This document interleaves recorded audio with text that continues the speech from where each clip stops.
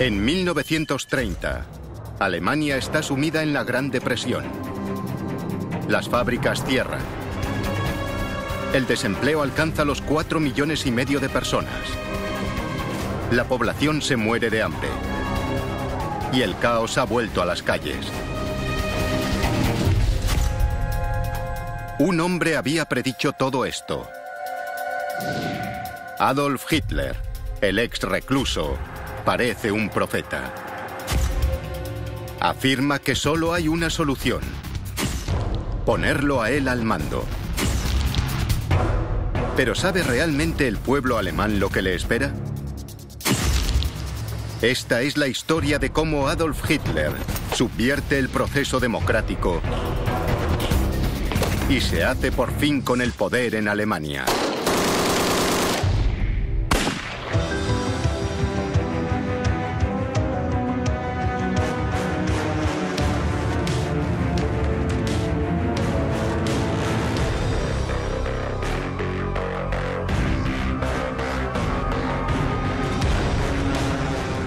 El ascenso del partido nazi. Toma de poder. Berlín, septiembre de 1930. Mientras Adolf Hitler y su partido nazi se preparan para las elecciones generales de septiembre de 1930, Alemania sufre una debacle económica. Hitler culpa de ello al gobierno democrático de Weimar, impuesto a Alemania tras la Primera Guerra Mundial. Él había advertido de los peligros de confiar en los préstamos estadounidenses antes del crack de Wall Street. Ahora que los prestamistas reclaman su dinero, el país se encuentra en una situación desesperada. Y lo único que ofrece el gobierno es austeridad.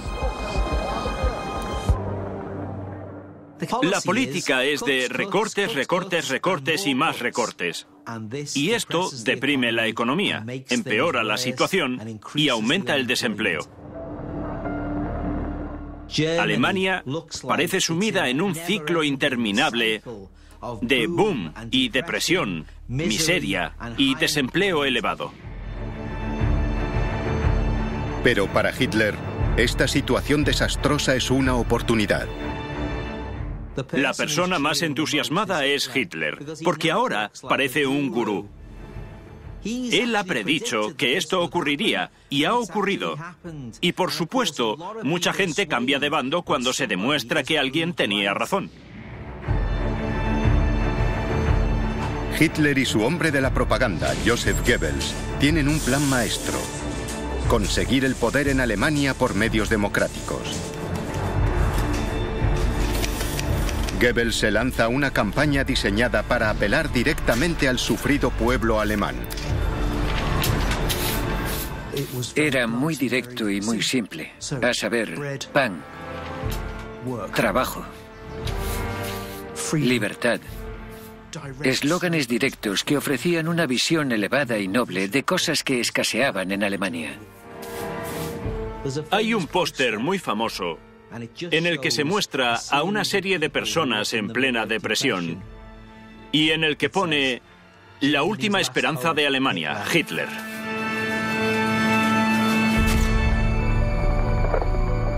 Siguiendo su estrategia, Goebbels envía a Hitler a pronunciar discursos por todo el país, viajando de ciudad en ciudad.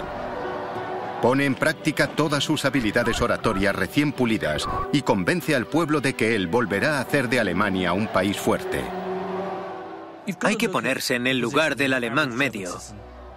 Se siente empobrecido, el futuro le parece incierto. ¿Cómo daré de comer a mis hijos?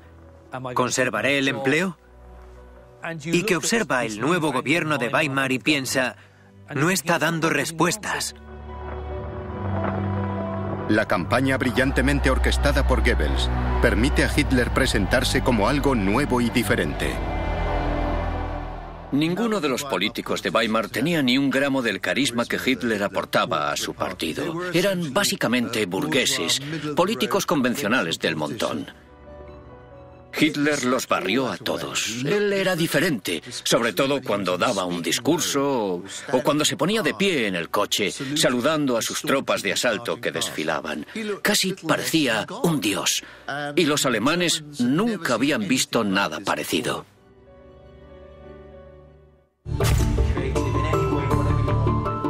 Pero no es solo su imagen. Hitler tiene una política nueva y radical.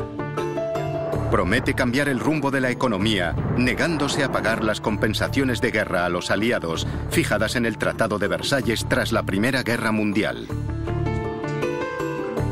Y promete a los agricultores desesperados del rural, que han sido testigos del desplome de los precios de la agricultura, una vida mejor. Afirma que toda la miseria que ha caído sobre las comunidades rurales se debe al crack de Wall Street. Uníos al partido nazi y os ofreceremos algo nuevo, un trato nuevo para el votante rural. Sobre todo, se compromete a dar trabajo a los parados. Pero también aprovecha la ocasión para centrarse en su verdadero proyecto: los judíos, a quienes culpa de la crisis económica.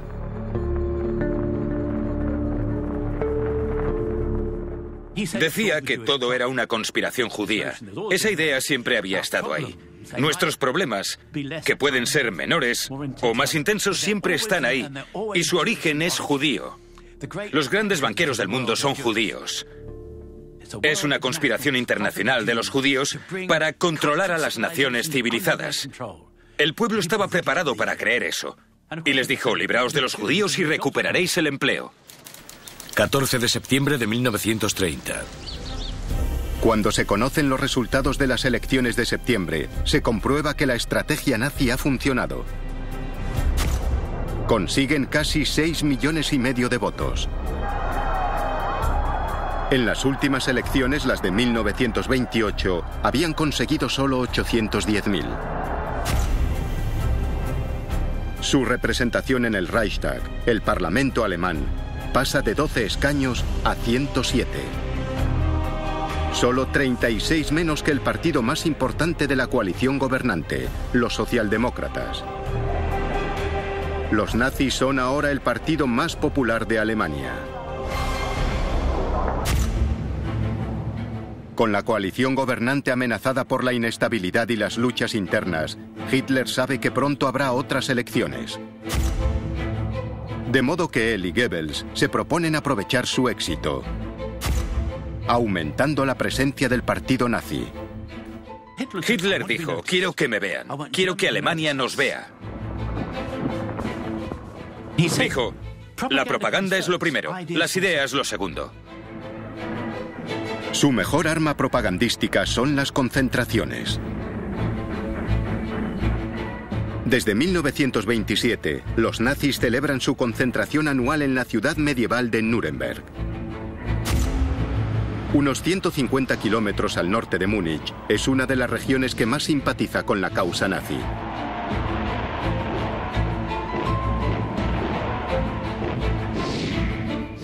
A comienzos de los años 30 y en los años siguientes, las concentraciones alcanzarán dimensiones colosales.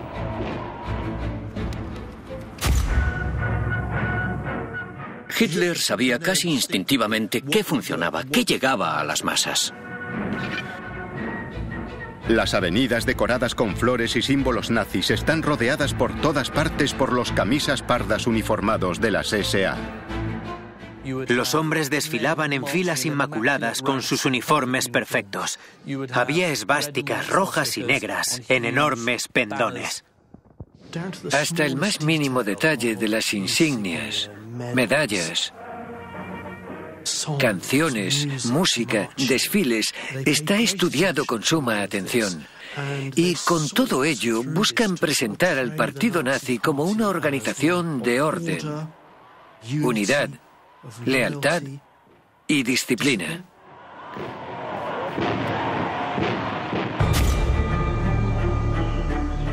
Para añadir más teatralidad, muchas concentraciones alcanzan su clímax llegada la noche. Los nazis hacían un uso muy efectivo de los efectos especiales de iluminación. Organizaban procesiones con antorchas. No era un acontecimiento político formal. Era una comunión espiritual de toda la nación. Y la culminación de una experiencia casi religiosa. Con las masas expectantes y ansiosas, se produce por fin el momento culminante, la llegada de Hitler.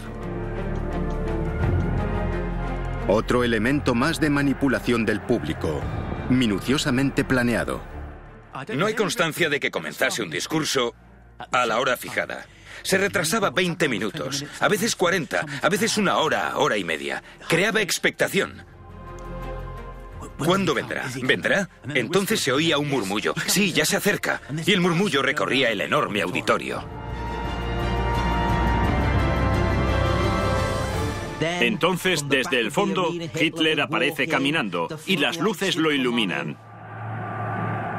Tras el acompañamiento de tambores, fanfarrias y saludos nazis, Hitler comenzaba su discurso.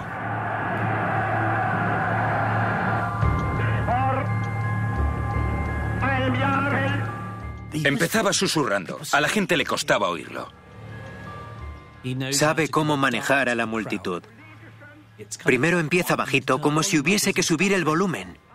El público tenía la sensación de que había olvidado su discurso. Así sentían más simpatía por él. Entonces subía el tono. Aceleraba un poco. Y llegaban los gestos. El brazo extendido. La mano hacia atrás. Esto lo hacía muchísimo. Como si hubiese una intensidad interior que debía expresar. Es un teatro perfecto. Tremendamente poderoso. Y nadie había hecho nunca nada igual. Y si estás medio convencido, es el éxtasis.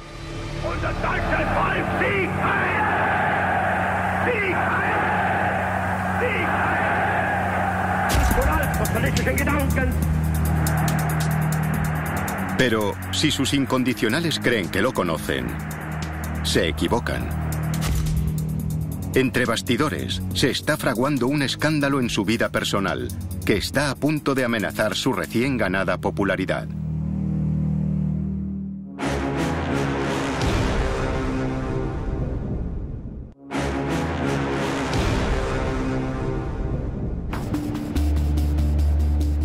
Múnich, 1931. La estrella de Adolf Hitler está en alza. Su imagen pública es la de un hombre entregado devotamente a su causa.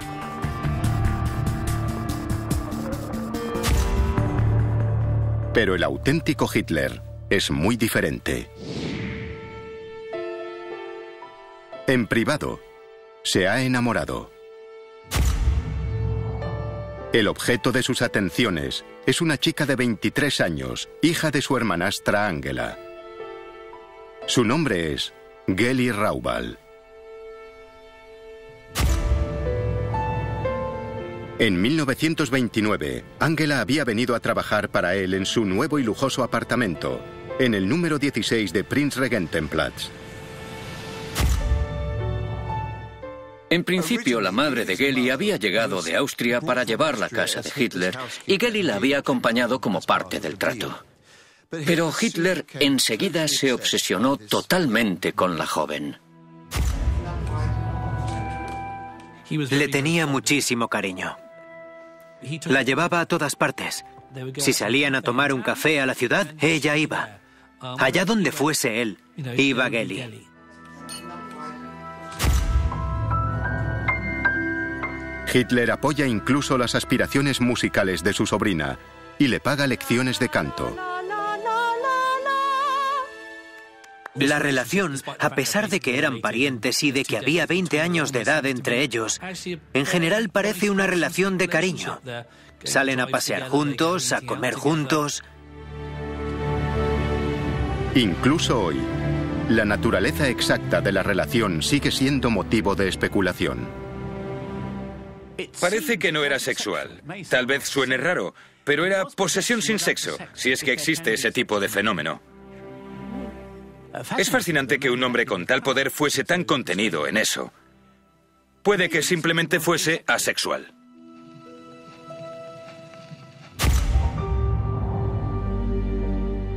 Pero en 1931, la relación de Hitler con Geli empieza a deteriorarse. El comportamiento de Geli, alegre y coqueta por naturaleza, lo pone celoso. Ella era una joven normal, viva, que quería salir, que quería bailar, maquillarse. Y todas esas cosas eran un anatema porque contradecían lo que Hitler pensaba de cómo una mujer debía arreglarse y comportarse.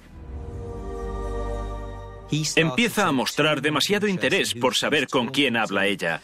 Por ejemplo, su chofer, Emil Morris, se ha hecho amigo de Geli. Cuando Hitler se entera de la relación, enloquece. Tiene tendencia a ponerse como un loco y Emil Morris lleva las de perder. Hitler amenaza con dispararle. Este es el punto de inflexión en su relación con Geli. A partir de ahora, todo lo que Geli haga será supervisado y controlado. Si Geli sale del apartamento, Hitler hace que alguien la acompañe para que vuelva temprano. Pero a medida que crece el afán posesivo de Hitler, crece también la infelicidad de Geli. En septiembre de 1931, la situación se complica sobremanera.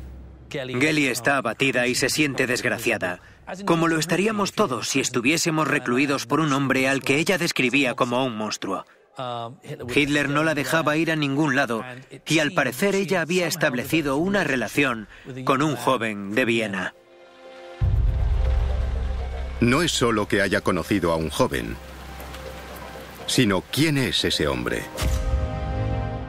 El crimen que había cometido ese joven a ojos de Hitler era ser judío.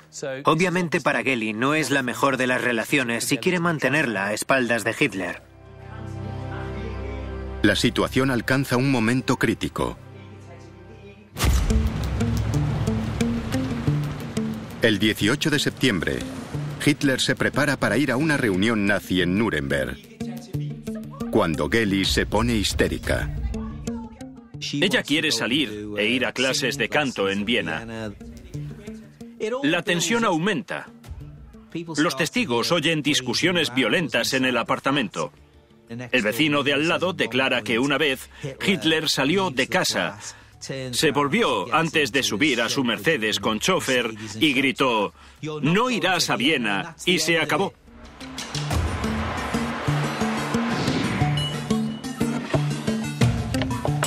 Para Geli, las consecuencias de esa discusión serán fatales.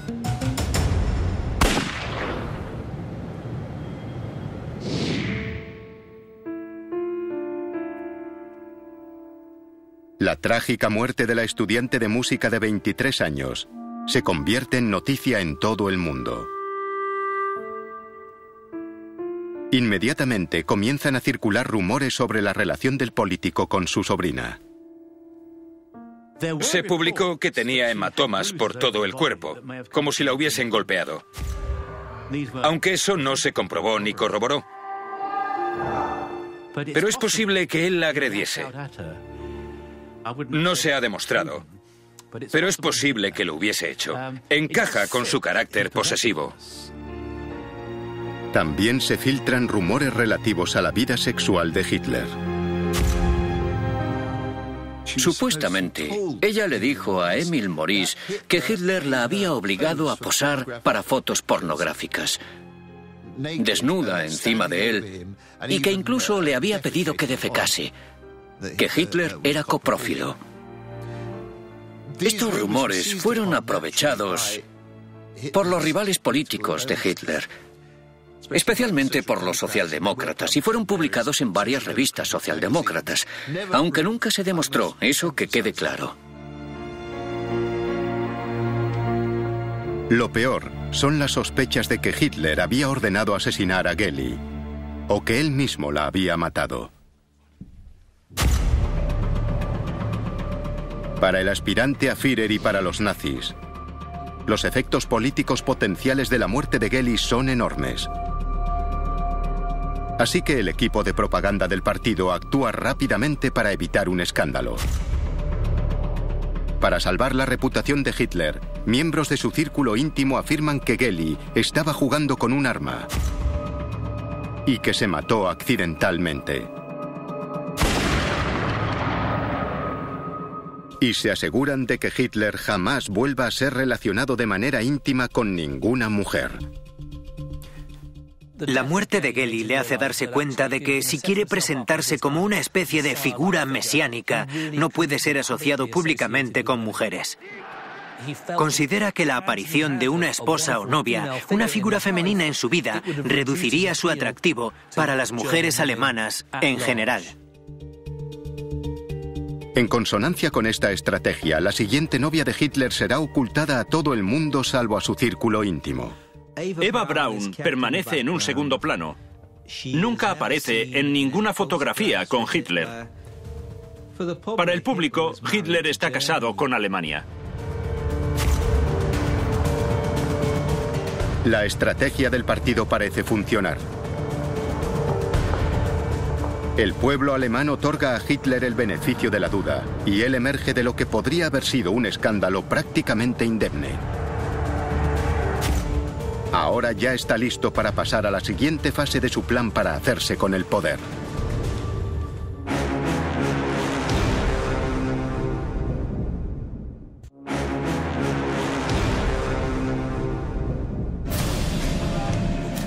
Alemania, febrero de 1932.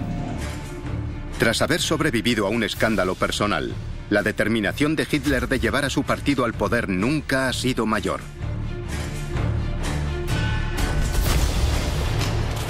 Su maquinaria propagandística lo relanza. Y parece que funciona. Hitler obtiene un resultado magnífico cuando se presenta a las elecciones presidenciales contra el entonces presidente de Alemania, el respetadísimo mariscal de campo, Paul von Hindenburg.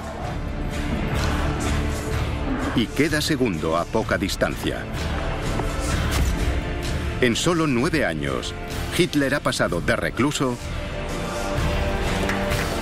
a aspirante serio al liderazgo de Alemania. Y ha ideado otra táctica nueva para ganarse a la gente.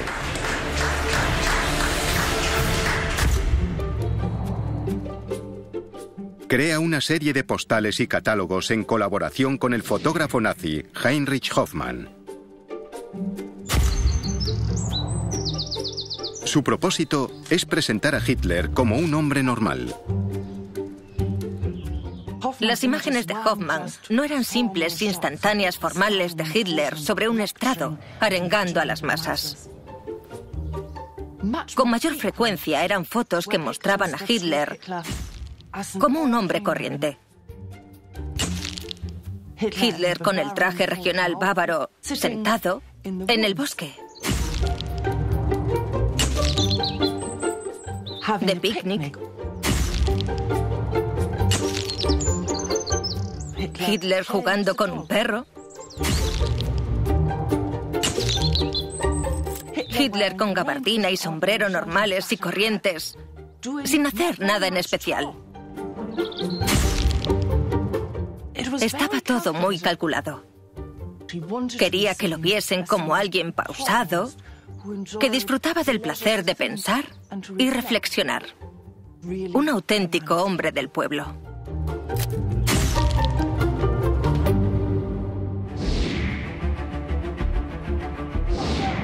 Tras las elecciones presidenciales, Hitler se propone aprovechar su creciente popularidad. Y la ocasión se presenta porque la coalición gobernante está en fase terminal, lo que provoca una cascada de elecciones. En 1932 parecía que Alemania estaba envuelta en una campaña electoral permanente. Había tantas elecciones nacionales y locales que era evidente que ningún partido podría gobernar en el Reichstag, que la democracia se había encallado y que no había estabilidad. 2 elecciones, en julio y noviembre de 1932, ven cómo los nazis duplican prácticamente sus apoyos de 1930. Ya son el partido más importante del Reichstag. No llega para hacerse con el poder, pero sí para paralizar el gobierno.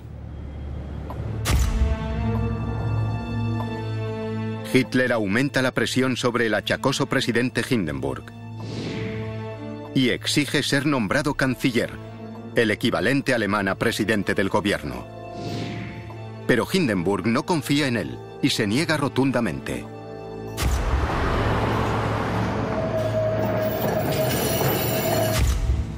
Hindenburg solo le ofrece el puesto de vicecanciller. Hitler lo rechaza. Quiere el poder en sus propios términos. Y se propone ganarse a las personas más influyentes de Alemania. Reúne a un grupo de industriales. Les dice, la prosperidad solo llegará si gobernamos nosotros. No somos una amenaza.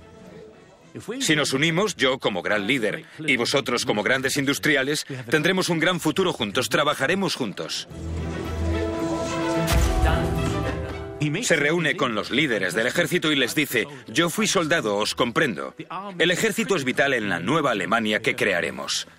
Vosotros sois la fuerza, sois la defensa de Alemania. Y se los gana. El proyecto de Hitler para ampliar sus apoyos es un éxito. Los nazis ya no son solo el partido de las clases trabajadoras. Los votantes con estudios, como profesores, ingenieros y abogados, apoyan a Hitler, temerosos de que un gobierno comunista suba sus impuestos para alimentar a los pobres. Es lo que se llama la Mittelstand en alemán, la mediana empresa, la que más importa según Hitler. Son personas respetables. Alemanes de pura cepa, por así decirlo, jóvenes en edad, pero viejos en cuanto a valores, en cuanto a estándar cultural alemán y demás. Hay alguien más a quien Hitler logra impresionar, al ex canciller Franz von Papen. Abandona su cargo de canciller en noviembre de 1932, tras no superar una moción de confianza. Aunque no es nazi, simpatiza con Hitler y organiza una reunión secreta entre elementos clave del círculo íntimo de Hitler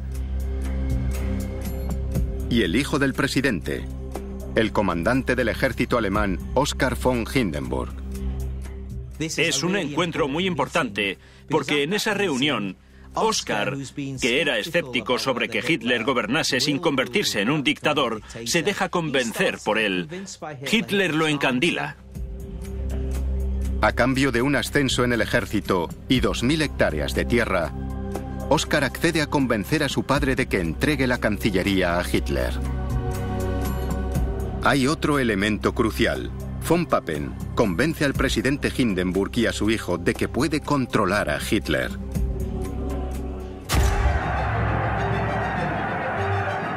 Una semana más tarde, el presidente accede. 30 de enero de 1933. Hitler es nombrado canciller de Alemania.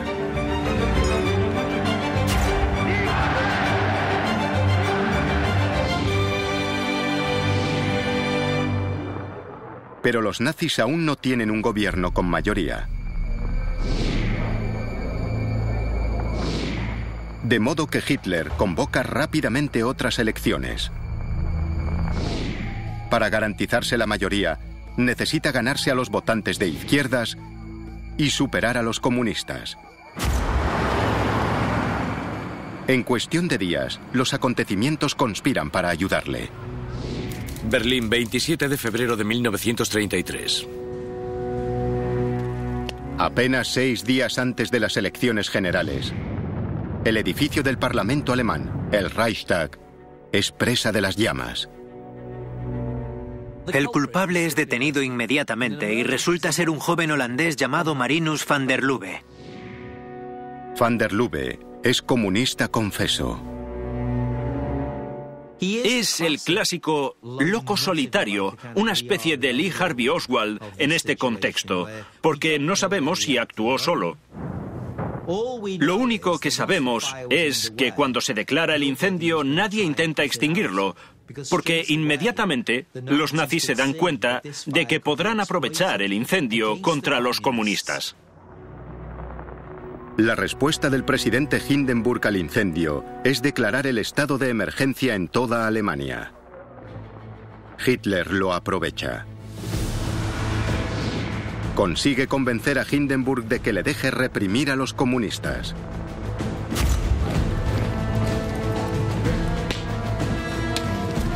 Como canciller, Hitler puede poner en marcha a la policía del Estado, además de a los camisas pardas de las SA y a las SS. Las SA y las SS están desbocadas. Y con el apoyo de la opinión pública, porque la mayoría creen que la quema del Reichstag, el gran símbolo del constitucionalismo alemán, ha sido un ataque comunista.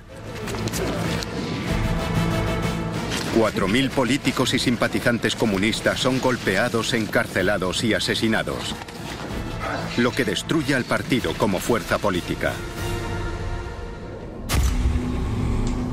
Pero ni eso es suficiente para que Hitler se haga con el poder. En las elecciones generales de marzo de 1933, los nazis rozan el 44% de los votos y se quedan dolorosamente cerca de la mayoría. De modo que Hitler debe encontrar la forma de saltarse el proceso democrático. Entonces idea la ley de plenos poderes. En una época de crisis, le permite suspender temporalmente la Constitución y asumir el control total de Alemania durante los siguientes 4 años. Si es respaldada con el voto de la mayoría, Hitler podrá asumir todo el poder y podrá promulgar leyes sin necesidad de recurrir al Parlamento. Pero para aprobarla, los nazis necesitan una mayoría de 2/3 del Parlamento. Hitler intenta entonces ganarse al partido de centro, católico y clave para la coalición. Les garantiza que su partido seguirá existiendo, que se conservarán las libertades civiles de la Iglesia, así como la influencia católica en la cultura y educación alemana. Berlín, 23 de marzo de 1933. Hitler expone su defensa de la ley de plenos poderes en un discurso ante el Parlamento. Promete poner fin al desempleo y afirma que promoverá la paz con Francia, Gran Bretaña y Rusia. Cuando el enfermo y debilitado presidente Hindenburg acepta la ley, el Reichstag es invitado a votarla. Todo el esfuerzo de Hitler finalmente da sus frutos. Con un contundente 441 a 94, los nazis obtienen la mayoría de 2/3 que necesitan para aprobar la ley de plenos poderes. Irónicamente, el procedimiento democrático ha entregado a Hitler el poder para hacer lo que desee, sin la aprobación parlamentaria. Entregaba a Hitler poderes dictatoriales, poderes de los que ningún líder alemán había disfrutado en mucho tiempo. Hitler por fin tiene la autoridad que ansiaba desde hacía tanto tiempo. Pronto, revelará lo que realmente es.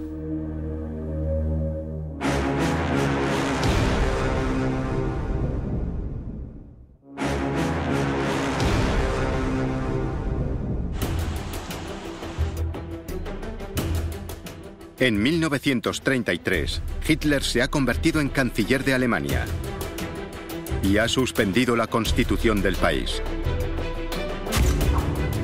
Su ley de plenos poderes le otorga potestad para burlar la democracia y gobernar a su antojo.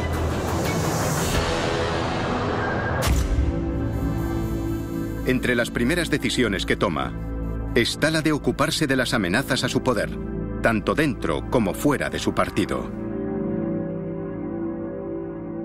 La mayor amenaza interna es Ernst Röhm.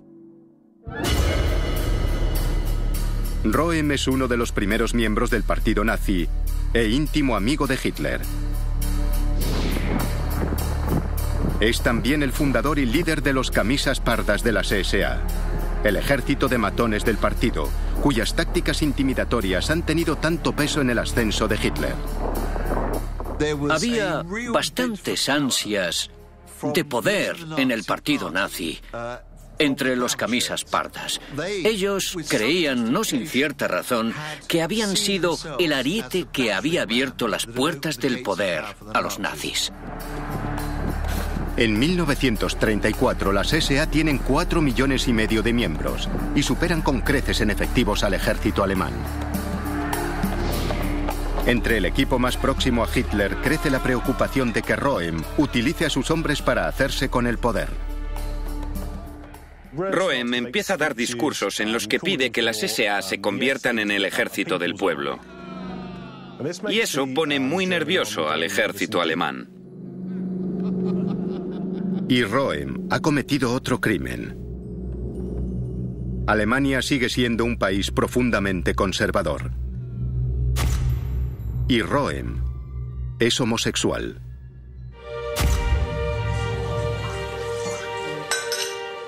En secreto, Hermann Göring, ahora ministro de Interior prusiano, y Heinrich Himmler, jefe de las SS, piden al segundo de Himmler, Reinhard Heydrich, que prepare un dossier para desacreditar a Röhm.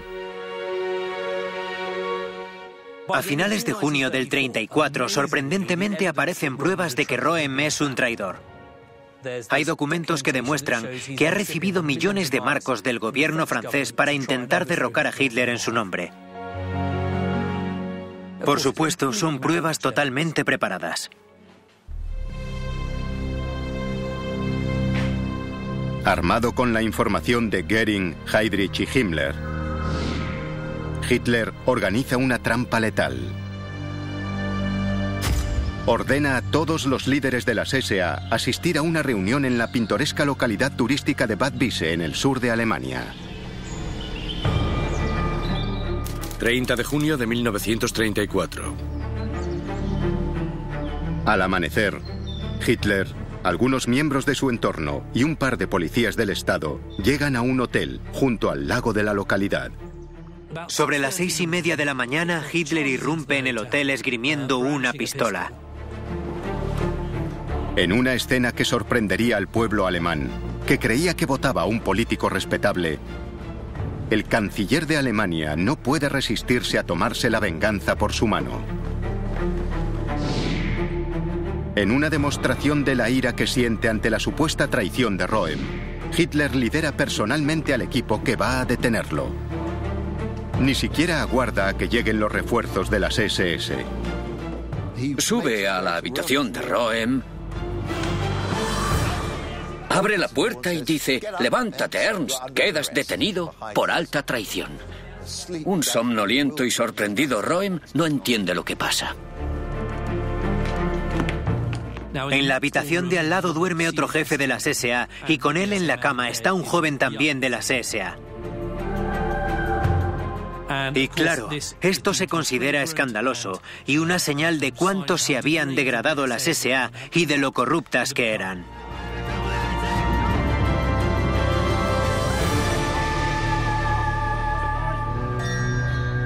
En las 24 horas siguientes, otros 200 oficiales de las SA son detenidos. Muchos son fusilados. Otros, como Röhm, son enviados a la prisión de Stadelheim, en Múnich.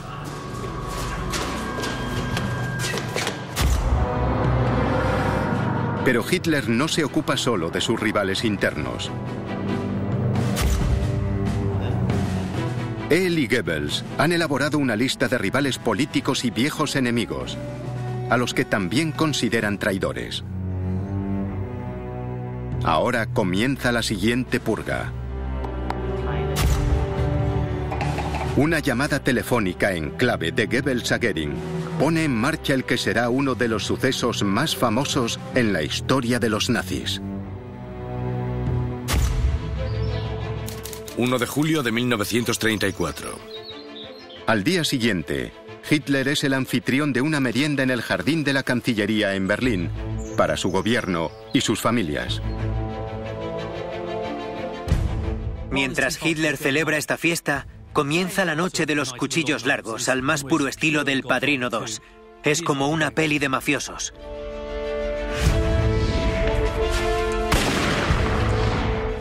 Hay gente masacrada, descuartizada, fusilada, asesinada y decapitada. Entre los muertos está Gustav von Kahr, uno de los miembros del triunvirato que había saboteado el golpe de la cervecería en 1923. Lo sacaron de su casa, lo llevaron a un bosque de Dachau, a las afueras de Múnich, donde estaba el campo de concentración, y lo mataron a hachazos.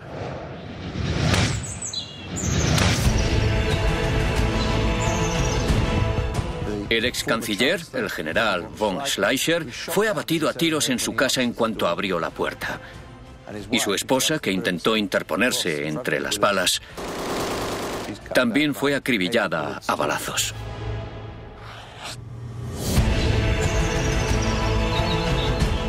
Un crítico musical llamado Willy Smith fue confundido con uno de las SA que se llamaba igual, y murió tiroteado en Múnich. Hubo muchos casos como el suyo.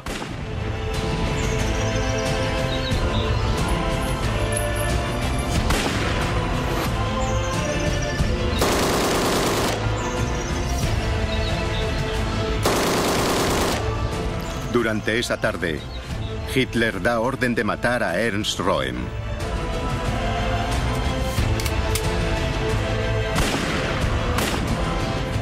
Las SS le disparan en su propia celda.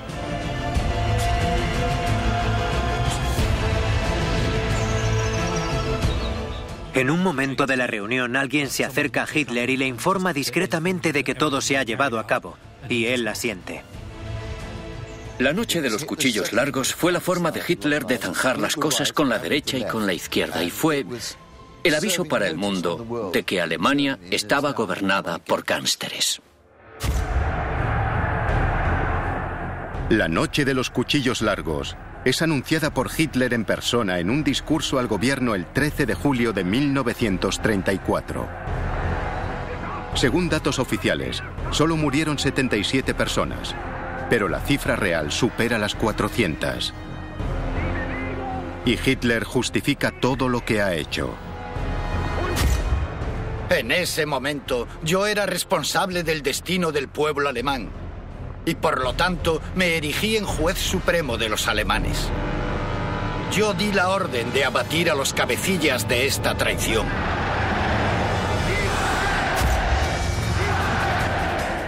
Los actos y palabras de Hitler dejan claro que se ha convertido en juez y jurado, con poder para decidir quién vive y quién muere. La noche de los cuchillos largos dejó claro no solo a Alemania, sino al mundo, que la más mínima oposición a los nazis conllevaba un riesgo para la propia vida. Si estaban dispuestos a eliminar a los que habían sido sus allegados y amigos, podían eliminar a cualquiera. 2 semanas después, fallece el presidente Hindenburg a los 87 años. Hitler abole la presidencia y se proclama líder supremo de Alemania.